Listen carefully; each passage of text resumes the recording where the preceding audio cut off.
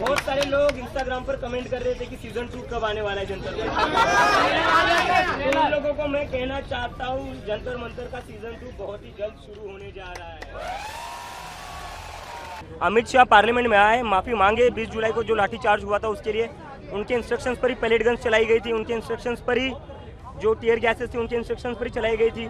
દેશની સંસદની નજીક જંતર મંતર પર 37 દિવસ સુધી આંદોલન ચાલ્યું। નીટ પેપર લીકનો મુદ્દો રહ્યો। શિક્ષણ મંત્રી ધર્મેન્દ્ર પ્રધાનના રાજીનામાની માંગ કરવામાં આવી અને આંદોલન જેવું રાજીનામું પડ્યું એટલે સમાપ્ત થયું। ત્યાર પછી કોકરોચ જનતા પાર્ટી, એના સ્થાપક, એમની ટીમ, આ બધા જ લોકો સતત ચર્ચામાં છે। ફરી પાછા જંતર મંતર સિઝન 2.0ની શરૂઆત થશે એવી हिंट अभिजीत दीपके आपी है। शू है एमनो प्लान विगते बात करीशू, एमणे शू कह્યું છે विषय पर पण बात करीशू। अमित शाह पर पण एमणे प्रहारो कर्या छे। आ तमाम विषयोनी साथे बात करीशू। नमस्कार, आपनी साथे हूँ सेजल।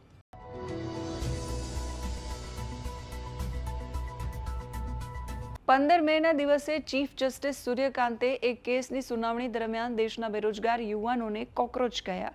एमणे કહ્યું કે કેટલાક બેરોજગાર યુવાનો કોકરોચ જેવા હોય છે જે પછીથી મીડિયા, સોશિયલ મીડિયા કે આરટીઆઈ એક્ટિવિસ્ટ બનીને સિસ્ટમ પર હુમલો કરવા લાગે છે।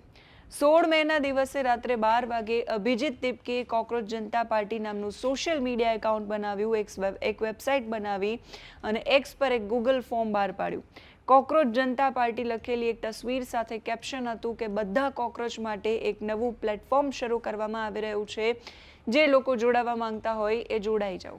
24 મેના દિવસે વેબસાઇટ અને ઓનલાઈન પિટિશન બહાર પાડવામાં આવી અને પછી જે થયું એ આખો દેશ જાણે છે। સોશિયલ મીડિયાથી જન્મેલી પાર્ટી કોકરોચ જનતા પાર્ટી જે રાજકીય હેતુ સાથે કે રાજકીય પાર્ટી નથી અને છતાંય રાજનીતિમાં ઘમસાણ મચાવી ગઈ।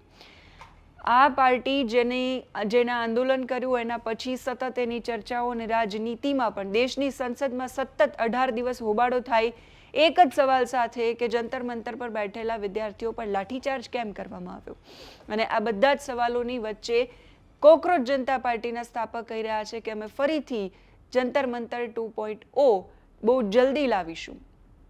आ जे पार्टी चालू थई ए कोई राजकीय पक्ष के चूंटणी लड़वा नथी मांगती, सरकार सामे एक मजबूत युवा प्रेशर ग्रुप बनीने रहेशे एवुं ए पार्टीना स्थापक अने प्रवक्ताओनुं कहेवुं छे।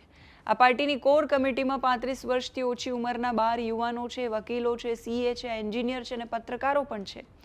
નીટ પેપર લીકના કેસમાં સીજેપીએ જંતર મંતર પર 37 દિવસ ધરણા પ્રદર્શન કર્યું। 25 જુલાઈએ શિક્ષણ મંત્રી ધર્મેન્દ્ર પ્રધાને રાજીનામું આપ્યું, એમની માંગ સ્વીકારી અને પછી આ આંદોલન સમાપ્ત થયું। પણ એની સાથે સાથે એ સમયગાળા દરમિયાન જેટલા પણ લોકો પર કેસ થયા એ તમામ કેસને પણ પાછા ખેંચાવડાવ્યા। આ એક એવું ઐતિહાસિક આંદોલન માનવામાં આવે છે કે જેની સામે સરકારે ઝૂકવું પડ્યું। કોઈ રાજકીય હેતુ સાથે કે રાજનીતિ સાથે શરૂ થયેલી આ પાર્ટી નથી, છતાંય આંદોલન છે સફળ થયું। હવે સીજેપીનો આગામી પ્લાન શું છે? સૌથી પહેલા તો એ શિક્ષણના ક્ષેત્રમાં ઝંપલાવી રહી છે સીજેપી।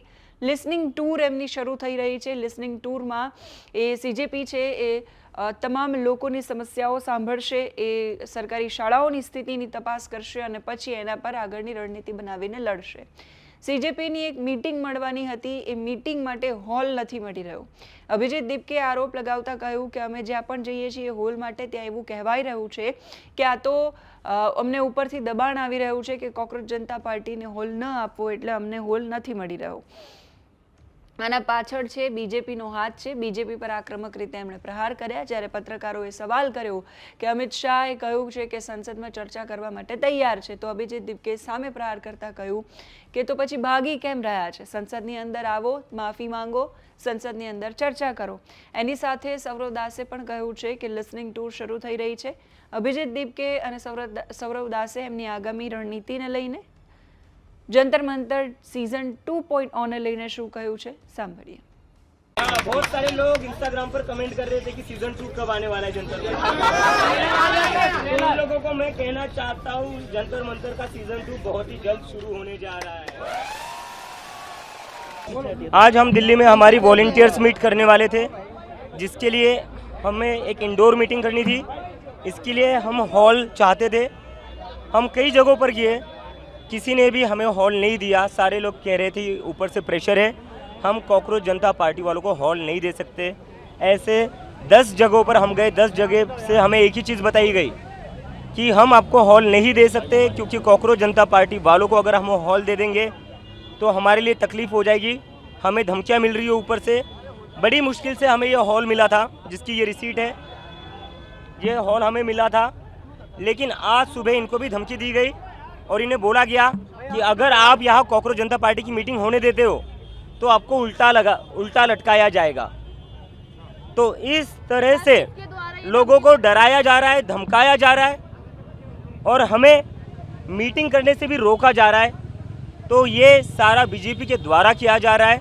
बीजेपी के लोग सभी को डरा रहे, धमका रहे कि कॉकरोच जनता पार्टी वालों को अगर कोई मीटिंग के लिए जगह दे देगा तो उनको उल्टा लगाया जाएगा। इस तरह का माहौल बीजेपी वाले इस देश में फैला रहे हैं और कहीं ना कहीं इन लोगों से, उनकी बातों से ये जो हो रहा है उस सबसे उनका डर साफ नजर आ रहा है। सर आपको क्या परमिशन यहाँ की मिल गई थी आपको? परमिशन इंटरनल के लिए, इंडोर मीटिंग के लिए कौन सी परमिशन चाहिए होती है? हॉल बुक करना होता है, उसके लिए कोई पुलिस परमिशन नहीं लेनी पड़ती है।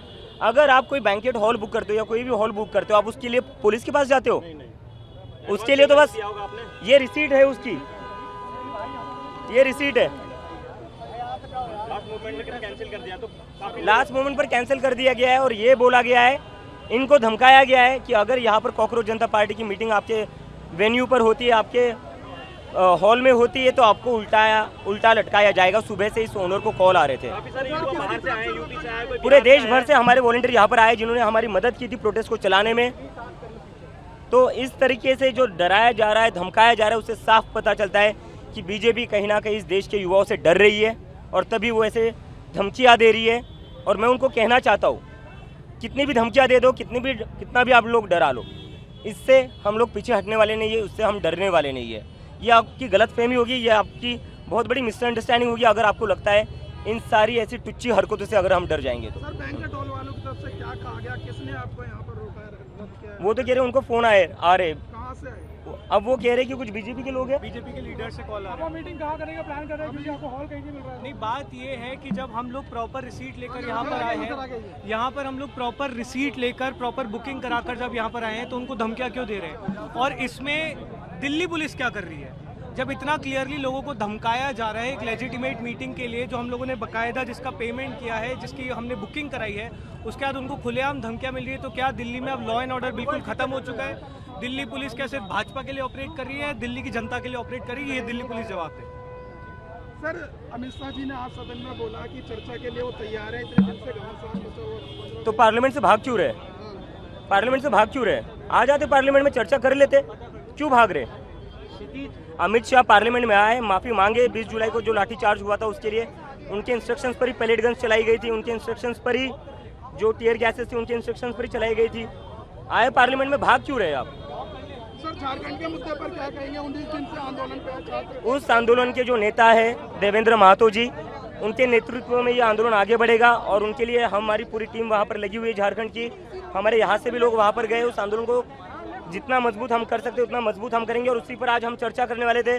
आज इस मीटिंग में, वॉलंटियर्स मीटिंग में हम चर्चा करने वाले थे कि झारखंड में जो आंदोलन चल रहा है छात्रों का, उसको हम कैसे और सपोर्ट कर सकते हैं और कैसे मजबूत कर सकते हैं। उसके साथ साथ ही जो हम ग्रामीण इलाकों में सरकारी स्कूल से उनको ठीक करने के लिए हम कैसे और आगे बढ़ सकते हैं, उसको लेकर आज हम वॉलंटियर्स के साथ मीटिंग करने वाले थे। लेकिन कि जैसा आप लोग देख रहे हैं, हमें अंदर नहीं घुसने दिया जा रहा है क्योंकि होटल के मालिक को धमकियां मिल रही है कि अगर तुम कॉकरोच जनता पार्टी वालों की मीटिंग यहाँ करने दोगे तो आपको उल्टा लटकाया जाएगा। सवाल करेंगे अभी जीत के झारखंड क्यों नहीं जा रहे? उस मूवमेंट के लीडर देवेंद्र महतो है जो खुद अनशन पर बैठे हुए हैं। हमें वहाँ जाकर हमारा चेहरा नहीं चमकाना है। हमारा इंटेंशन ये है कि उस मूवमेंट को और कैसे स्ट्रॉन्ग कर सकते हैं, देवेंद्र जी को और कैसे आगे बढ़ा सकते हैं, उसके लिए हम करेंगे। सर अब कार्यक्रम कहाँ करेंगे? अगर कार्यक्रम तो होगा, कार्यक्रम आज ही होगा, अभी होगा। I have been in touch with the leader of the protest. Our team is there. So how are we ignoring? BJP के कितने नेता झारखंड गए? नरेंद्र मोदी जाकर मिले, जो लोग अनशन पर बैठे हुए। नरेंद्र मोदी, अमित शाह ना जंतर मंतर आए, ना झारखंड जा रहे। इग्नोर तो वो लोग कर रहे हैं ना, सत्ता में वो लोग बैठे हुए हैं। Thank you.